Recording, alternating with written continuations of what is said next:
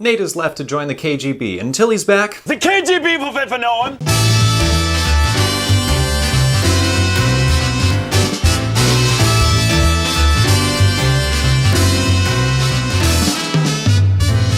Hello, Nate. How are things?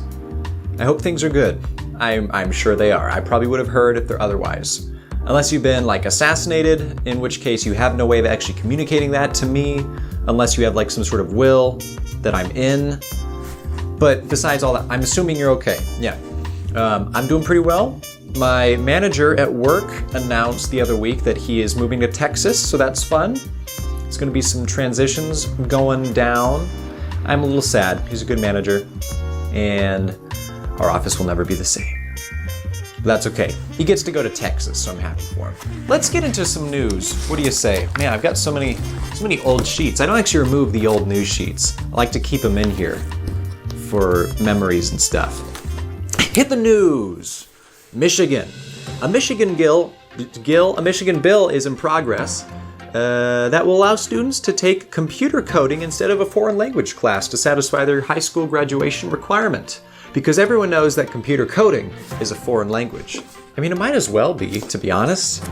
I feel like that's pretty reasonable. You're still learning how things work in verbs and words and stuff. It's exactly what they said in the Michigan House. A House representative sponsored the bill on the basis that Michigan's prominent auto and tech industries could highly use people coming out of high school with computer coding knowledge, and this would be a boost to help out kids who maybe would otherwise struggle with learning a new language. There you go. Michigan for you. Harry Potter. A rare proof copy of Harry Potter and the Philosopher's Stone, which it's called not in the US. I think it's Harry Potter and the Sorcerer's Stone in the US, which really confused me when I was looking at the movie titles, like, when's the Philosopher, when's the Sorcerer? But besides the point, anyway, yeah, J.K. Rowling wrote a book, and it was this book. But 200 copies, proof copies, were sent by the publisher to reviewers so they could see the book early before it came out. One of these copies had a typo in it, a typographical error. Oh, that must be what typo is short for. Okay, anyway, forget about that. It said J.A. Rowling in the title page instead of J.K. Rowling. Yeah, I don't care to go anymore for that. Oh, there was more stuff. Yeah, I'm off my game today, man. Anyway, this book copy thing is expected to go at auction for $5,600. So if you want to go buy it, figure out where the auction is and what time and buy it. I've never actually read any of the Harry Potter books, though I've seen all the movies multiple times. How about you? I know you're not as big a fan, aren't you? It's okay. Some of our subscribers may not feel very excited about that. Maybe you should change that soon. Maybe you'll watch Harry Potter when you get back. Yeah. Maybe not. That's fine. A private zoo in Wisconsin said an alligator might be loose in the area, but it's a very docile alligator. Or docile. Do you say docile or docile? I feel like either is correct. Probably depends if you're from England or America. Docile was discovered missing from its cage Saturday at a private zoo. My theory, however, is that this is a genetically modified and enhanced alligator, and we're having like a Jurassic World scenario. It actually has active camouflage, and it's still in the cage, just waiting for someone to walk in so it can eat it, and then really escape. Yeah. Clever alligators. You got to watch out for those things. The alligator's name is even Rex. Doesn't that scare you? It scares me. I don't want to get eaten by an alligator, but it is actually a pretty reasonable alligator. It's been in the zoo for 35 years, so it's a pretty old alligator, and it has severe arthritis in its jaws, making it difficult to open more than 1 inch. So it could probably eat your hand bit by bit, but not much more than that, so it's safe. Anyway, it's on the loose in Wisconsin. Tell me if you find it. Maybe you'll get a reward. No guarantees. Police in New York said there was a kitten trapped under a vehicle that went through a car wash before being discovered. The kitten survived, don't worry, did not die. Apparently the driver of the car had driven 10 miles, gone through a car wash, and then parked at a local shopping mall and got out and just left, and a local bystander was just walking by and heard meowing for help and found the little kitten under there. So they called in the police, they got the kitten out. It looked real cute and pathetic. Says the owner had no idea how the kitten could have gotten there, as she does not own any cats. So it's a real meowstery. Yeah, okay. David Rush strikes again. If you will think back to one of the earlier episodes, I don't actually remember which one, there was a dude who set a Guinness World Record for balancing a hoe on his nose, a garden hoe. That's cool beans. He does this for STEM education, awareness, research, and things. And again, I don't remember what STEM stands for. I did not look it up in between last episode and now, so I still don't know. Let's take a guess. Science, technology, empathy machines. Probably something like that. Anyway, he set a new record. Here's the point. It's very exciting. Set a record with a friend for the fastest time bouncing 5 ping pong balls into cups. Dude, what are we even doing? Why? Let's just change the channel right now. It can be the World Record Bros, the World Record Bros, and we just spend all of our time just setting world records, just little random things like this. I mean, there's an HP printer right there behind the camera. There's probably got to be like a world record for how many times you have turned it off and turned it back on again within an hour. Just saying, weird stuff like that exists. We could promote research and awareness of STEM education. Just saying. Think about it, man. Think about it. Seriously though, maybe we should try to find a little world record that no one's ever done. Maybe it involves board games. That would be fun. Okay. Although if no one had ever done it, I guess it wouldn't be a world record. It would just be an undone thing. But anyway, let's move along. A horse got stuck in a tree. Yeah, that happened. In England, a 28-year-old horse named Eddie wandered into a tight little grove of trees, tried to squeeze through 2 little trees, then got stuck. Got stuck in that tree. Weird stuff happens in England, man. The firefighters got called to rescue him. A veterinarian shot him with something and put him out, sedated him. And then they used an animal lifting crane thing to lift Eddie out of the tree. Horse is doing well. And he's in the news, so it turned out for the better, perhaps. Maryland. A Maryland museum said that archaeologists searching for the location of an early English settlement discovered a valuable clue, a 400-year-old silver coin. They were searching for, what was the place called? I didn't write it down. It was a place, an old city way back in the 17th century, which would be 1600s. And this clue is a coin, which is weird for the day. It had the image of King Charles I and bore a maker's mark that set it between 1633 and 1634. What's strange about this is back in the day in that particular area, colonists and folks primarily used tobacco for transactions, either trading for goods or services. So it's weird and rare to actually find a silver coin. So that's cool. I don't know how much the coin is worth. Probably however much a 400-year-old silver coin is worth. That's my guess. Yeah. And finally, this is not weird news, but it is local relevant news. Nate, did you know that there are 5 Oregon counties bordering on Idaho that are fed up with the liberal stuff that's going on in more like Portland and all that, and they don't want liberal legislation forced upon them? So there's the Greater Idaho movement. These counties have voted to move and combine with Idaho. Or at least they announced they would vote. It hasn't happened yet. I think there's loopholes, and it sounds like stuff like this has happened before, so who knows if it will really happen. But the 5 counties are actually pretty close to where you grew up. The county you grew up in was not included among the 5, but there was like Union, and I don't remember any of the other counties. Anyway, they may go to Idaho and join their conservative values. So go pseudo-Idaho people. Yeah.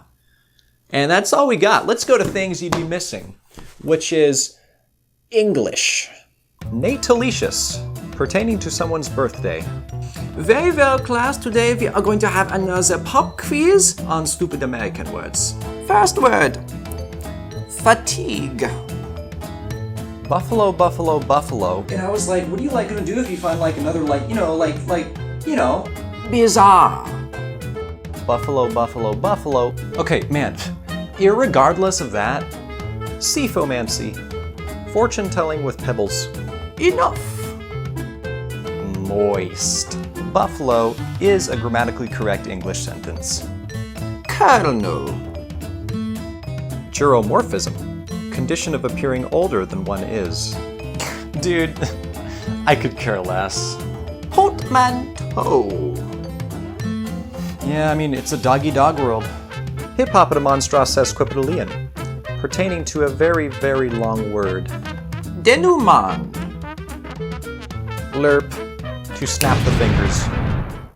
You're welcome, Brothaniel. And now I have for you some random facts about pineapple. There are actually some interesting stuff in here. We got the first record of the world pineapple dates back to 1398.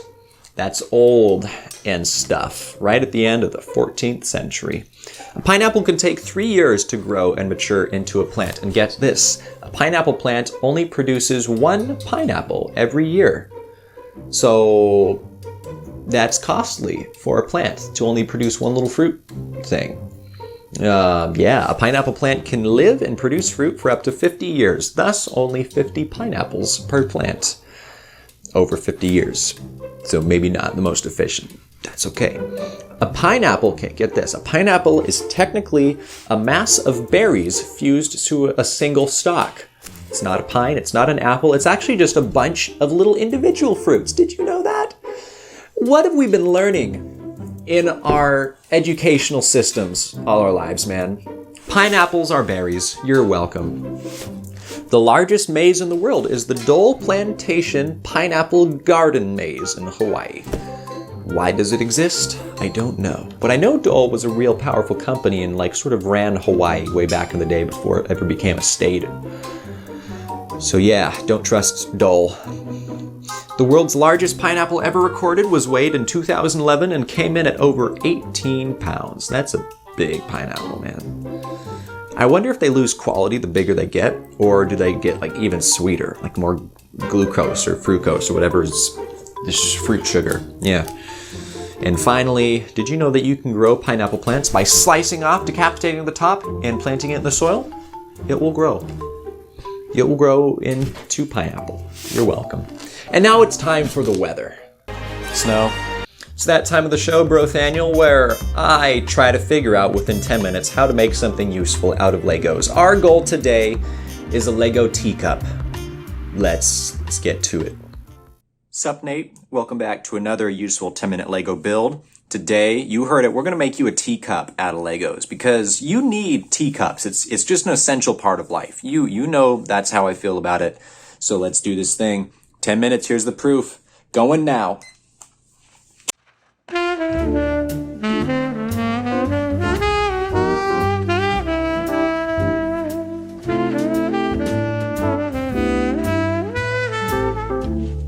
I know. I feel like it's going to go pretty simple with this thing. See if it pans out. Have a bunch of extra time. Maybe I'll just make some adjustments. Oh, I need a handle, don't I? What am I going to do for a handle?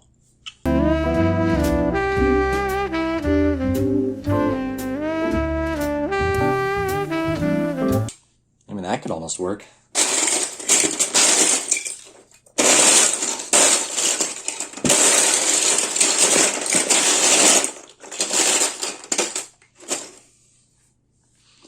Flexible handle, because that's safe. Yeah, we're going to certify this a flexible handle, man. Come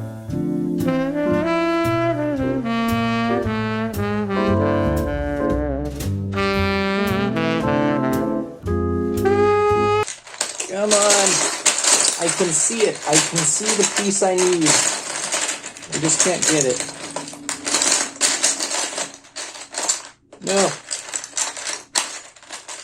There we go. That was dangerous.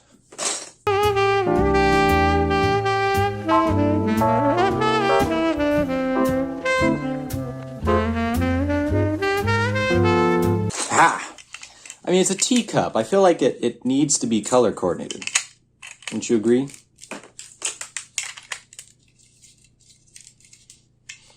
This is going to be not a very good handle for a teacup. That's okay. That's fine. Here, we'll add some character.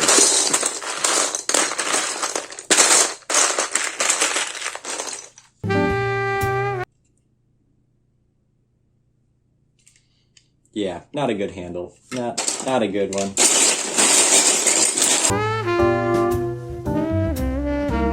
But at the same time, I don't care. I wanna love and appreciate this handle that I have made with my hands. Yeah, thank you. It was a good speech, wasn't it?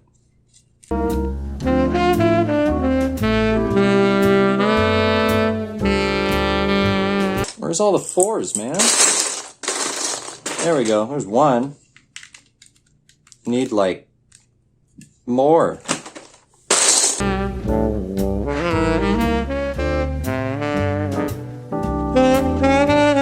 Pretty sure I spend, like, probably half or 75% of these segments just looking for Lego pieces. But, I mean, that's how it should be, right? That's just what Lego is.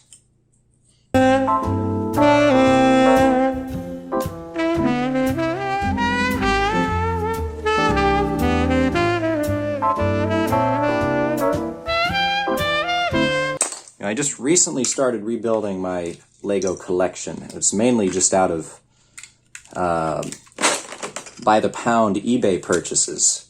So it's just kind of random. That's ugly. I don't want that in here. Switch it out so you can't see it. That's better.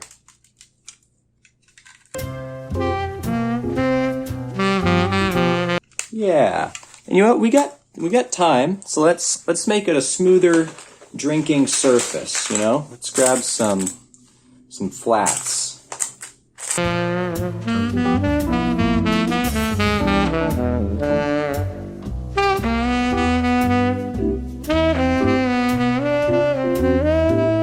Oh yeah.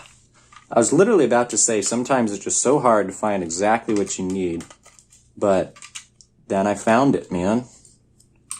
It's good stuff. Oh, look at that. Look at that. That's a Lego teacup, my friend. Let's go test it out. My teacup, unfortunately, does not hold water. But it does hold a tea bag, so really, what is the difference? I think it qualifies. There you go. As always, my friend, I hope you have been not only educated, but inspired by today's session. So let us conclude with another inspirational quote. But has the last word been said? Must hope disappear? Is defeat final? No! Believe me, I who am speaking to you with full knowledge of the facts, and who tell you that nothing is lost for France. The same means that overcame us can bring us victory one day, for France is not alone. She is not alone. She is not alone. She has a vast empire behind her. She can align with the British Empire that holds the sea and continues the fight. She can, like England, use without limit the immense industry of the United States. These are the dark times.